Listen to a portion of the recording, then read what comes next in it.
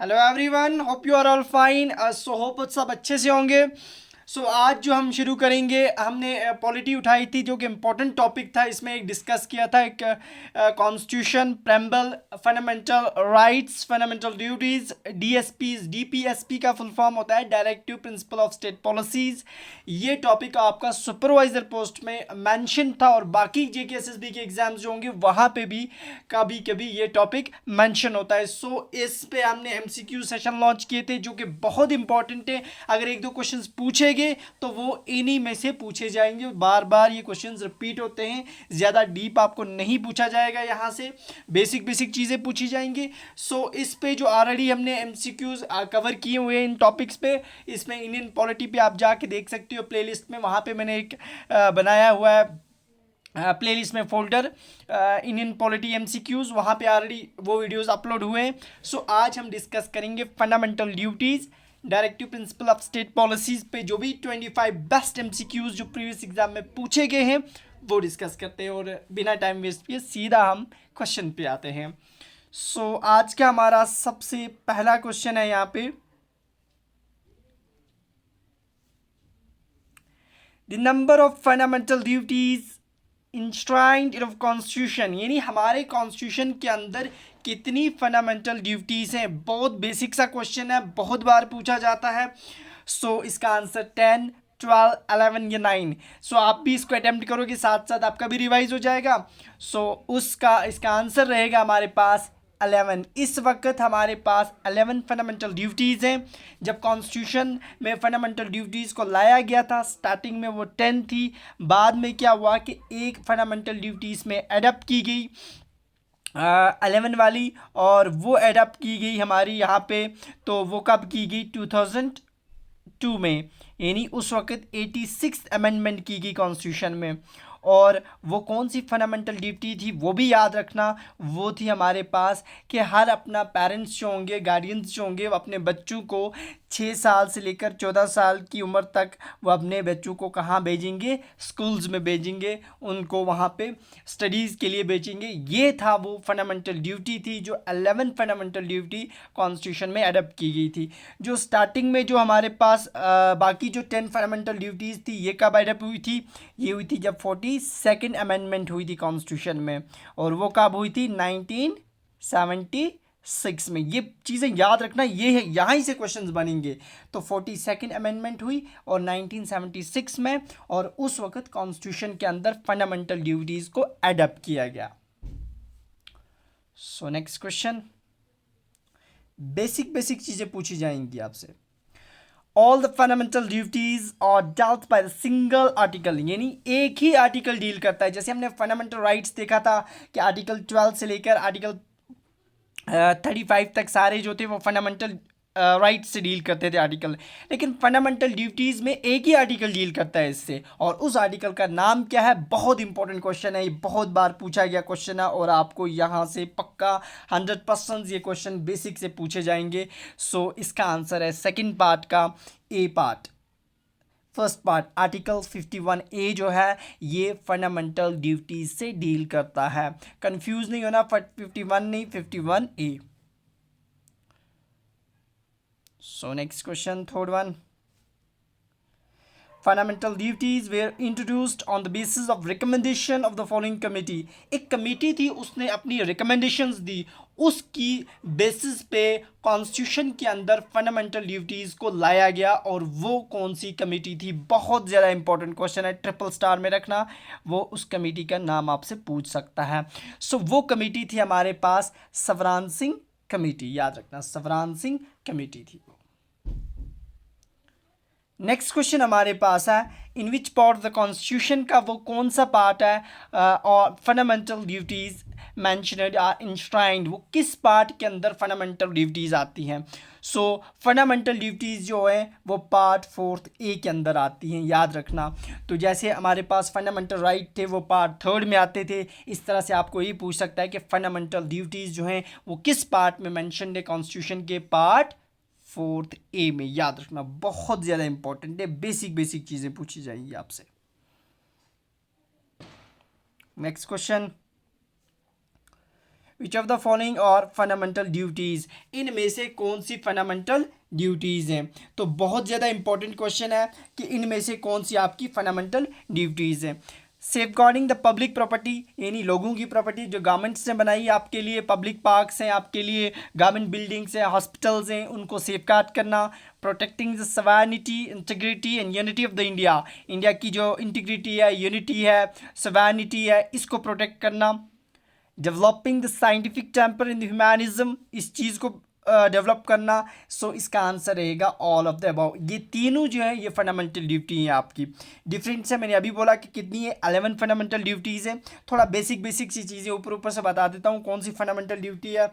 सबसे पहली fundamental duty आती है आपके पास, आपका जो नेशनल फ्लैग है, आपका नेशनल एंथम है, उसकी रिस्पेक्ट करना। एक इसी तरह से जो नोबल आइडियाज़ हैं, जिन्होंने फ्रीडम फाइटर्स थे, उनके जो आइडियाज़ हैं उनको फॉलो अप करना।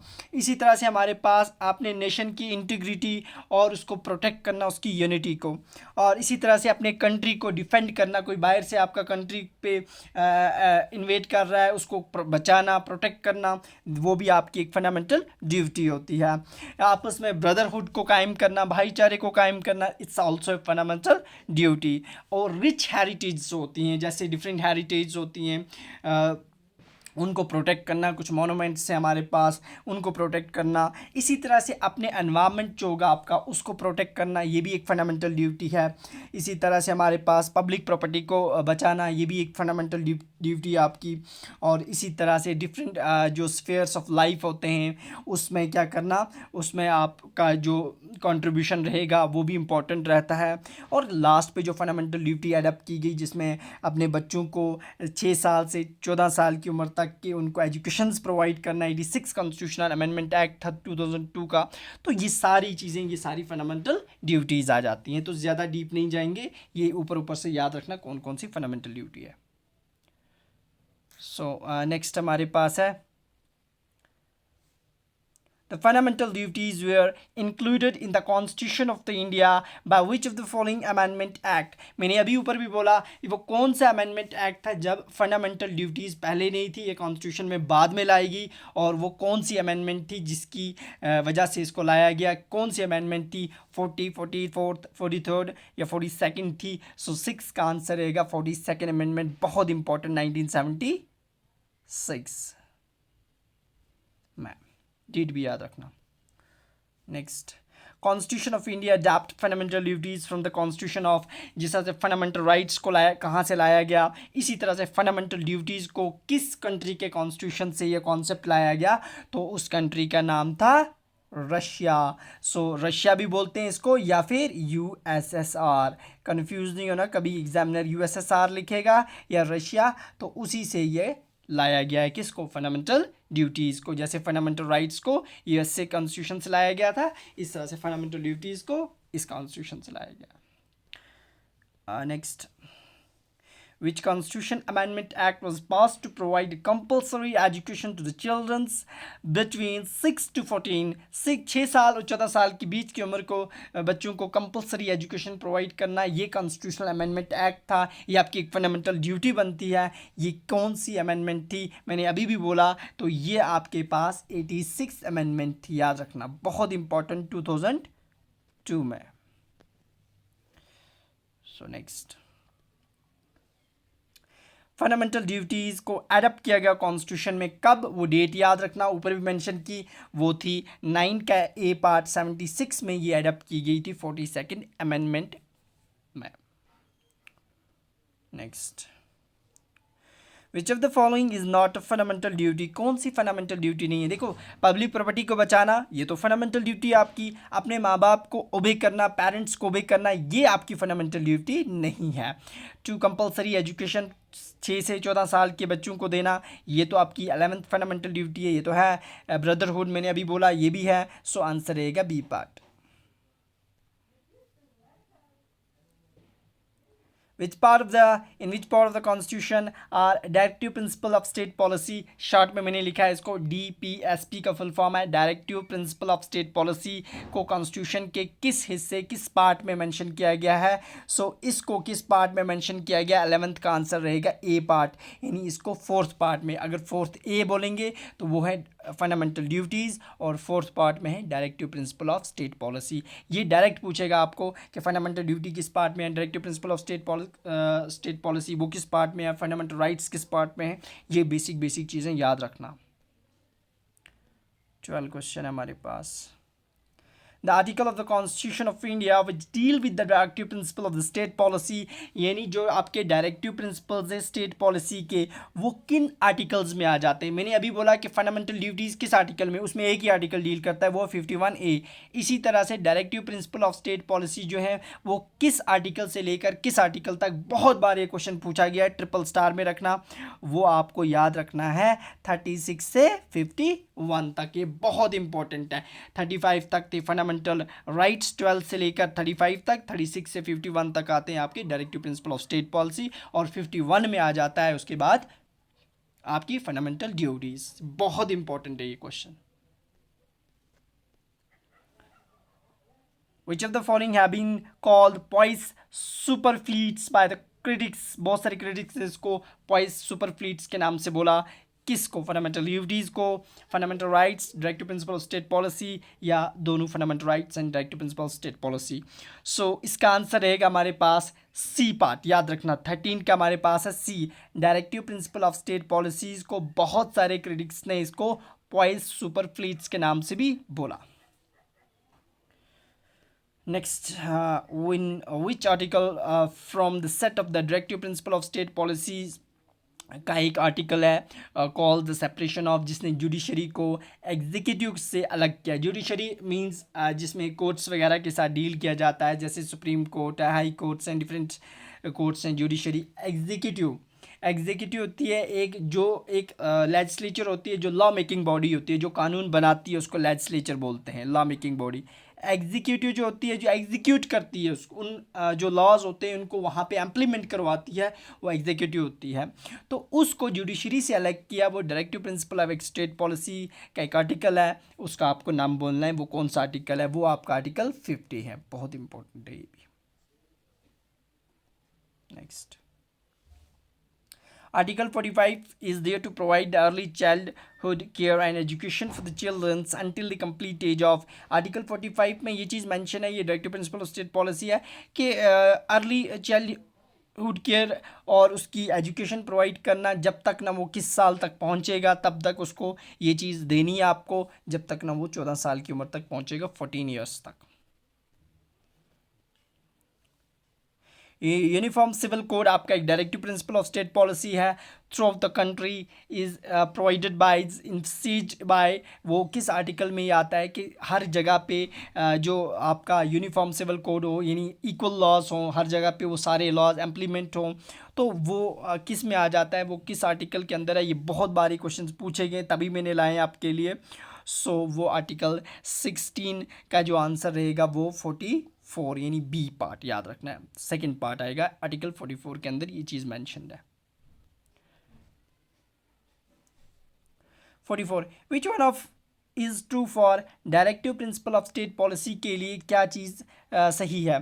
देखो स्टेटमेंट ये आपके क्वेश्चन है यहाँ पे, they embodied the concept of welfare state. हाँ, directive principle of state policy जब भी आएगा तो वेलफेयर स्टेट वहाँ पे आप ज़रूर कॉन्सेप्ट ऑफ वेलफेयर उसी में आता है, directive principle of state welfare principles में। वेलफेयर स्टेट का मतलब होता है वो ऐसी गवर्नमेंट हो जहाँ पे जो स्टेट का काफ़ी इंपॉर्टेंट रोल होता है प्रोटेक्शन, प्रमोशन और जो आपकी कल्चरल और सोशल वेलफेयर जो होती है सिटीज़न की, उसके साथ डील करता है। They are justiciable. देखो आपके जो directive principle of state policy justiciable है नहीं, आप कोर्ट में नहीं जा सकते हो, मेरा ये directive principle of state policy नहीं है यहाँ पे। हाँ, फंडामेंटल राइट्स मैंने आपको बोला था, अगर आपसे कोई छीन रहा है तो आप कोर्ट पे पास जाओगे, लेकिन directive principle of state policy justiciable नहीं है, ये तो नहीं आएगा। They help in establishing the constitutional validity at the law. हाँ बिल्कुल, वो एक्स्टेब्लिश करते हैं। सो आंसर रहेगा हमारे पास 17 का 1 and 3। ठीक, क्या रहेगा 1 and 3, तो 17 का आपके पास रहेगा B part. B R Ambedkar जो थे उन्होंने directive principle of state policy को एक नाम से बोला था, उन्होंने उसे बोला था novel feature of the constitution. क्या बोला था उन्होंने? Novel feature of the constitution. ये directive principle of state policy को किसने नाम दिया था? B R Ambedkar. बहुत इंपॉर्टेंट है, ये याद रखना। आप बताओगे Magna Carta of the constitution किसको बोलते हैं? मैंने आपको पढ़ाया हुआ, कमेंट बॉक्स में आप लिखना ज़रूर। Next, which is correct about directive principle of state policy के बारे में कौन सी चीज़ करेक्ट है इनमें से? The concept has been borrowed from the Irish constitution. हाँ, बिल्कुल याद रखना, बहुत इंपॉर्टेंट है। जैसे हमने फंडामेंटल ड्यूटीज़ का कॉन्सेप्ट कहाँ से लाया, फंडामेंटल राइट्स का कहाँ से लाया, इसी तरह से directive principle of state policies जो हमारे कॉन्स्टिट्यूशन के अंदर लाए गए, ये किस कंट्री के कॉन्स्टिट्यूशन से लाए गए? आयरिश कॉन्स्टिट्यूशन के। ठीक है ना, बहुत इंपॉर्टेंट है ये। 96 amendment added directive principle relating to cooperative society they law in the part 4 A के अंदर है। ये भी ठीक है, फर्स्ट भी और सेकंड भी। सो आंसर रहेगा हमारे पास ओनली फर्स्ट एंड सेकंड। ठीक है ना, ऑल ऑफ देम नहीं आएगा, 1 नहीं आएगा, 2 नहीं आएगा, दोनों 1 एंड 2 आएगा। सो आंसर रहेगा ओनली 1 एंड 2 19 का। ठीक है ना, बहुत इंपॉर्टेंट है ये भी। Next, directive principle of state policy principles aim at creating, इनका मकसद क्या होता है? पहले ही बोला, जब भी directive principle of state policy आएगा तो वेलफेयर स्टेट क्रिएट करना, जो मैंने अभी आपको समझाया कि वेलफेयर स्टेट क्या होती है।